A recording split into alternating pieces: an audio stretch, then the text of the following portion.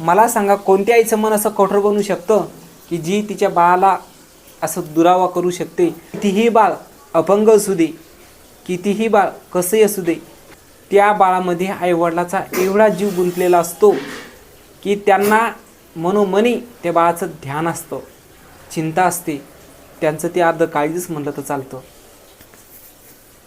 मांत्रिकाचं ऐकून त्या आईचं मन एवढं कठोर बनलं. त्या 2 वर्षाच्या बाळाचं जे मन आहे, स्वतःच्या आईचं मन, हे सुद्धा त्या बाळापासून दुरावलं.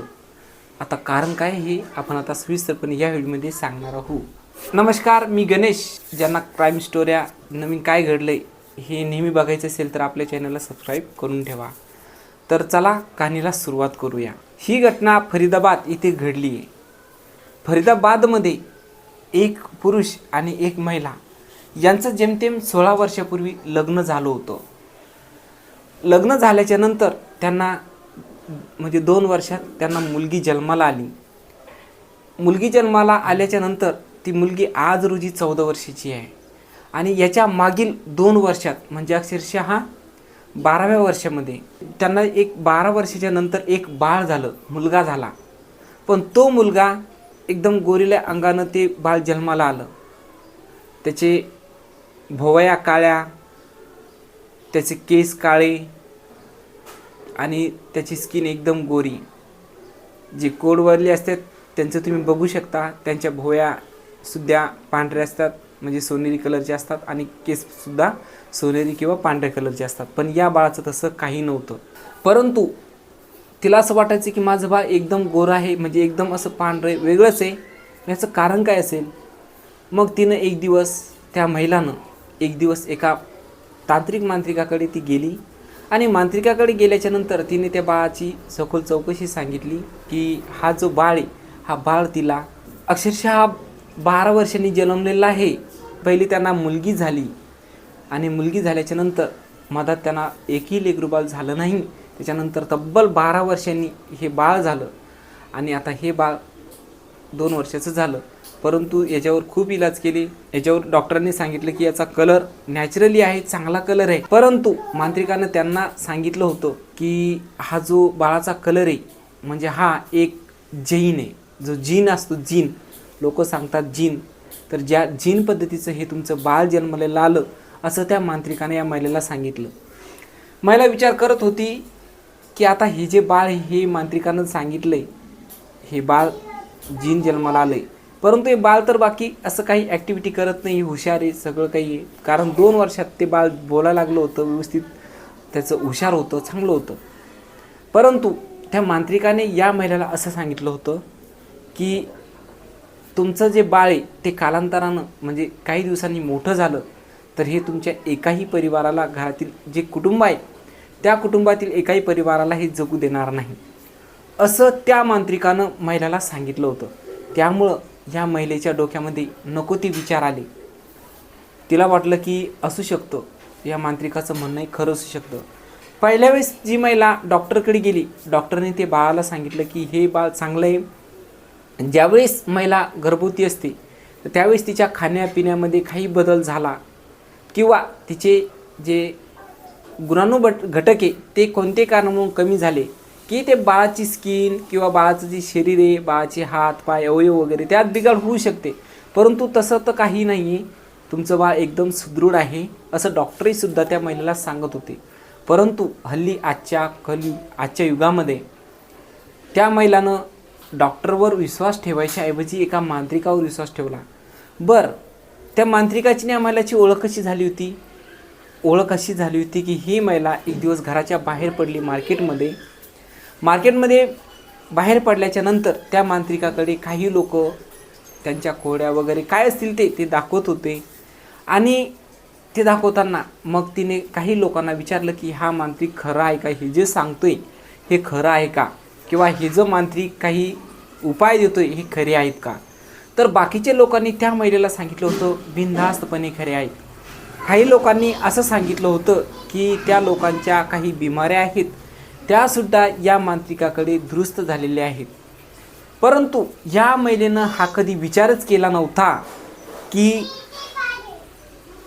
या महिलेनं डॉक्टरचा कधी सल्ला घ्यावा. या लोकांनी, बाकीच्या लोकांनी जे काही मांत्रिकाकडे नीट झालेत त्यांनी कधी डॉक्टरचा सल्ला घेतला होता का? हा कधी विचारही सुद्धा केला नव्हता. त्यामुळं या महिलेच्या डोक्यामध्ये नको त्या गोष्टी येऊन गेल्या. ही जी महिला आहे, ह्या महिलेनं मांत्रिकाकडे नंतर ते बाळ नेलं आणि बाळ नेल्याच्या नंतर 2 वर्षाचा जो मुलगा तो नेल्याच्या नंतर मांत्रिकानं सांगितलं की तुमचं बाळ हे जीन जन्माला आलेलं आहे आणि हे काही दिवसामध्ये तुमच्या सर्व घरातील जे कुटुंब आहे त्या कुटुंबातील जो परिवार कुटुंब वगैरे आहे यातील एकाही व्यक्तीला हे बाळ ठेवणार नाही. याचे हळूहळू याच्यामध्ये गुणसूत्राची वेगळीच बदल होऊन याच्यामध्ये अवयवामध्ये बदल होऊ शकतील आणि नंतर हे बाळ तुम्हाला घातक ठरेल, असं त्या मांत्रिकानं या महिलेला सांगितलं होतं. या महिलेनं त्या क्षणी विश्वास ठेवला. बरं, या महिलेवर त्या मांत्रिकाचा विश्वास का बसला? कारण पहिलं असं होतं की या महिलेनं काही लोकांना विचारल्याच्या नंतर मांत्रिकाच्या मुळेच त्यांना फरक पडला, त्यांच्या दुःखावर मात झाली, असं काही लोकांचं म्हणणं होतं.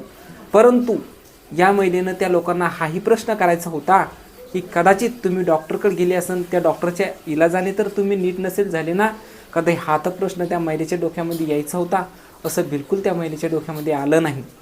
महिलाची बुद्धी इथपर्यंत कळती. काही महिला खरंच किती जवळचं विचार करतात, त्यांना बाकीचं काहीच समजत नाही किंवा त्यांना काय होईल हे काही त्याचा अंदाज कळत नाही. नंतर ती महिला घरी आली, मांत्रिकाचं ऐकून घरी आली. मग त्याच्यानंतर ती महिला बेचैन झाली, खूप परेशानी झाली. ती महिला असं जीवन जगत होती की जून काही म्हणजे तिच्यावर काहीतरी डोंगर कोसळला आहे, काहीतरी मोठं वजं कोसळलं आहे किंवा ती एकदम बिमार आहे, अशा पद्धतीची तिची अवस्था होऊ लागली होती. असे दिवसेंदिवस होऊ लागले, दिवसेंदिवस निघून गेले. त्यानंतर त्या महिलेनं मग तिच्या पतीला सांगितलं की आपलं बाळ हे जीन जन्मालेलं आहे. एका मांत्रिकाकडे तिने याची चौकशी केली तर मांत्रिकाकडे त्याला सांगितलं, म्हणजे त्या महिलेला सांगितलं होतं की तुमचं बाळ हे जीन जन्मलेलं आहे. ही संपूर्ण स्टोरी त्या महिलेनं तिच्या पतीला सांगितलं. महिलेचं नाव आहे मेघा आणि तिच्या पतीचं नाव आहे कपिल आणि त्यांचं आडनाव आहे लुकरा. तर हे दोघेही फरीदाबादमधील एक सैनिक कॉलनी, एक प्रोफेशनल जीवनात हे जगत होते, प्रोफेशनल कॉलनीमध्ये राहत होते. तरी पण या लोकांच्या विचारात एवढा नीच विचार कसा आला, म्हणजे या महिलेच्या मनात एवढा नीच विचार कसा आला, हे तर थोडं मुश्किलच समजणं. चलो असो, पण आता पुढे काय झालं, या महिलेनं तिच्या पतीला सांगितलं, पतीनं सांगितलं की काही दिवसामध्ये आपलं बाळ चांगलं बनेल, परंतु कोणाचं तू मांत्रिकाचं तांत्रिकाचं कोणाचं ऐकू नको, आपलं बाळ हे चांगलं जन्माला आलेलं आहे. याच्यातूनच त्या दोघांचे वाद व्हायचे. असे वाद होता होता हे जवळपास महिने गेले, दिवस गेले, भरपूर वर्ष झाली. 2 वर्ष जवळपास हा खेळ चालला. कारण 6 महिन्याच्या नंतर ते जे बाळ आहे ते बाळ नेमकंच असं फुलासारखं उमजू लागलं होतं. तेव्हापासून मग या महिलेनं तेव्हा विचारलं होतं, तर असं 1.5 वर्ष जवळपास चालत गेलं. आता बाळ आहे 2 वर्षाचं. 1.5 वर्ष चालत गेलं आणि 1.5 वर्षाच्या नंतर मग या महिलेच्या मानसिकतेवर परिणाम झाला आणि या महिलेनं ते 2 वर्षाचं बाळ एका पुलाजवळ आणलं आणि ते बाळ पुलाजवळ आणलं पहिल्या दिवशी. पण तिची डेअरिंग झाली नाही. ती रिटर्न घरी गेली. तिला वाटलं की आता काय करावं, हे बाळ तर आपल्या सगळ्या परिवाराला उद्ध्वस्त करणार आहे. मांत्रिकानं हा सांगलेलाच होता विषय. मधामधात ती मांत्रिकाला सुद्धा भेटायची. काही मांत्रिकाकडून ती काही म्हणजे ना भारून वगैरे असं एक जादूटोण्याच्या भाषेत म्हटलं तर ते काही क्रिया प्रोसेस करायची आणि तिला असं वाटायचं की या प्रक्रियेतून आपलं बाळ सुधारावं, पण असं काही होत नव्हतं.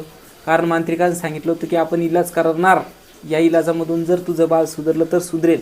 परंतु आता ती स्किन आहे, स्किन कशी, अहो निसर्गाने एवढी ही जी स्किन दिलेली आहे याच्यामध्ये तुम्ही किती पावडर लावा, किती काहीतरी केमिकल लावा, हे बदलणारं नसतं. कारण जी स्किन असते ती स्किन असतेच. असं सगळ्यांची स्किन सारखी असते तरी निसर्गामध्ये एक वेगळंच वातावरण झालं असतं, परंतु तसं काही नसतं. मग नंतर यांनी प्रयत्न करून पाहिला, केमिकल वगैरे लावून पाहिले शरीराला, पण ते बाळामध्ये काही परिणाम झाला नाही. ते उलट त्याचा जो नॅचरली त्याची जी स्किन होती तीच राहिली.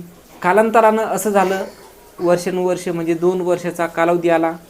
आणि या महिलेचा पती आणि ती 14 वर्षाची मुलगी आणि महिला एक दिवस घरात होते. मग तिथून पुढं ही महिलाने एक चान्स पाहिला. तिचा पती घराच्या बाहेर कामाला गेला, मुलगी शाळेत नेऊन घातली आणि आता राहिली होती फक्त ही महिला, मेघा महिला आणि तिचा जो 2 वर्षाचा मुलगा, हे दोनच हे तिथे राहिले. महिला तर पहिलीच डिप्रेशनमध्ये गेलेली होती, मांत्रिकाने सांगितलेलं. मग तिने विचार केला की आता काय करावं. तिनं घराला कुलूप लावलं आणि डायरेक्ट बाळाला घेऊन एका पुलाजवळ आली. जो पूल आहे तो आहे BPT पूल म्हणून. BPTP हा पूल आहे. BPTP पुलाजवळ आली आणि त्या पुलाजवळ नंतर ती वर आली आणि वर आल्याच्या नंतर तिनं ते बाळ घेतलं आणि बिनधास्तपणे कोणताही न विचार करता, असं तिला वाटलं नाही की हे माझं काळीज आहे आणि हा माझा काळजीचा तुकडा आहे, असं काहीही वाटलं नाही. त्या महिलेनं ते बाळ पुलाच्या खाली टाकून दिलं. पुलाच्या खाली पाणी वगैरे होतं सर्व. नंतर ते बाळ खाली पाण्यात गेलं. खाली पाण्यात गेल्याच्या नंतर त्या महिलेला थोडंही त्याचं दुःख वाटलं नाही. काय महिला म्हणावी. मग तिथे लोक जमा झाले. त्या महिलेला काही लोक ओळखतसुद्धा होते. जमा झाल्याच्या नंतर तिने सांगितलं की आता काय पर्याय. मग तिने सांगितलं की हे बाळ हातातून खाली निसटले, पुलात गेले. मग त्याच्यानंतर तिथे एक ॲग्निशमनची गाडी आली. काही सरकारी जे नाही का रुग्णवाहिका वगैरे आल्या. त्या बाळाचं शोधाशोध सुरू केली आणि शोधाशोध सुरू केल्याच्या नंतर त्या क्षणी ते बाळ काही सापडलं नव्हतं, कारण ते खाली खूप खोल गेलेलं होतं. कारण त्या क्षणी ते बाळ सापडलं नव्हतं. मग नंतर पुढं असं झालं की ही महिला घरी आली. घरी आल्याच्या नंतर तिनं पतीला सांगितलं मी घरात होते आणि बाळ बाहेर होतं, कुठे गेलं काही पता नाही आहे, कोणी नेलं काही सांगितलं नाही. परंतु ही अशी गोष्ट झाली. परंतु तिच्या पतीला माहीत होतं की तिला जे बाळ जन्माला आलं त्या बाळाच्या संदर्भात त्याची पत्नी मेघा ही एका मांत्रिकाकडे गेली होती आणि इलाज करत होती. तिच्या पतीचा पूर्ण शक आता मेघावर येऊन पडला होता. मेघावर आल्याच्या नंतर तिला वाटलं नव्हतं की आपला पती एवढा शक आपल्यावर खाईन. ती त्यांच्यामध्ये अशी वाचापाची झाली की तुम्ही काय वेळी झाली का, मला माझं बाळ टाकवणीचं आहे का, असं ती सांगायची. परंतु त्याला माहीत होतं की हे जे बाळाची जी प्रक्रिया केली, बाळाला जे इनस म्हणजे तिच्या पत्नीनेच संपवलं असं त्याला मनोमनी वाटत होतं. नंतर ते पोलीस स्टेशनमध्ये गेला आणि पोलीस स्टेशनमध्ये गेल्याच्या नंतर त्याने फिर्याद दिली की त्यांची पत्नी म्हणजे मेघा, कपिलची पत्नी मेघा, हिने एका मांत्रिकाकडे बाळाविषयी विचारलं होतं. तेव्हापासून हिच्या बुद्धीवर डिप्रेशन पण आलेलं आहे. हिची बुद्धी तणावामध्ये गेलेली आहे. मेघाची बुद्धी तणावात गेलेली आहे आणि त्यामुळं हे बाळच्या मम्मीनंच संपेल असावं असं त्याने अंदाज एक व्यक्त केला. त्यावर पोलिसांनी चौकशी केली. मेघाला पोलीस स्टेशनमध्ये बोलून घेतलं. पोलिसाच्या भाषेमध्ये जेव्हा मेघाला विचारलं तेव्हा मेघाने खरी कबुली दिली. आणि तेच नव्हे तर तिनं ज्यावेळेस तो पूल सांगितला तर त्या पुलावधी तिनं असंही सांगितलं होतं. त्यावेळेस तिनं अशी 100% कबुली दिली नाही, परंतु असं सांगितलं होतं की माझ्या हातातून, अक्षरशः तिच्या हातातून ते बाळ खाली पडलेलं असं तिनं सांगितलं. परंतु काही लोक तिथं पोलीस मंडळी आणि हे सर्व मेघा तिचे पती वगैरे ज्यावेळेस त्या पुलाजवळ गेली तर ज्यावेळेस मेघाने ते बाळ पुलाच्या खाली टाकत होती त्यावेळेस काही लोकांनी बघितलं होतं. आणि बघितल्याच्या नंतर मग तेच लोक काही तिथे आले. त्यांनी सांगितलं की हे बाळ तर मेघाने स्वतः खाली पुलाच्या खाली टाकलेलं आहे. जेव्हा त्या लोकांकडून असा काही माहिती भेटली तेव्हा मेघाला पोलिसांनी ताब्यात घेतलं. तर हा व्हिडिओ इथपर्यंतच. तुम्ही शेवटपर्यंत ऐकला असेल. हा व्हिडिओ अशासाठी सांगितला आहे मी, कोणाचं मन दुखावं यासाठी नाही, परंतु या जमान्यामध्ये खरंच अशी लोकं आहेत का की जे कठोर मनाचे आहेत, ज्यांना थोडीही चिंता नाही, ज्याला ही दुनिया बघायची होती. ईश्वरांनी दुनिया बघण्यासाठी ज्याला जन्माला आणलं होतं त्यालाच एका आईनं संपवलं म्हणजे काय विचार करायची गोष्ट आहे. भेटूया नंतरच्या नवीन व्हिडिओसोबत. तोपर्यंत तुम्ही तुमच्या परिवाराची काळजी घ्या. व्हिडिओ आवडल्यास लाईक करा, सबस्क्राईब करा, शेअर करा. जय हिंद, जय महाराष्ट्र.